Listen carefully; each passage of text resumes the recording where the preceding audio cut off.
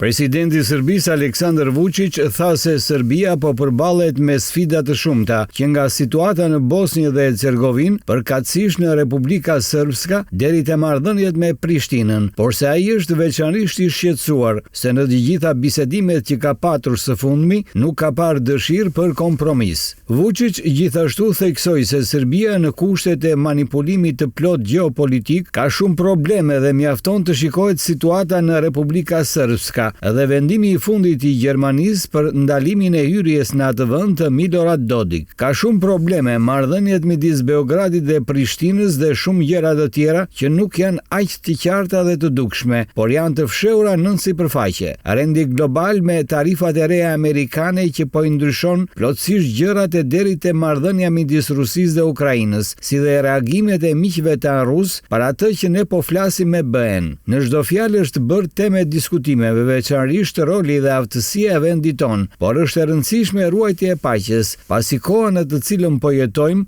është një nga më të komplikuarat në 50-60 vitet e fundit dhe jam i sigurt se nga kaq shumë tensione dhe turbullira do të dalë diçka shumë e keqe nga ajo që kemi sot, deklaroi presidenti serb.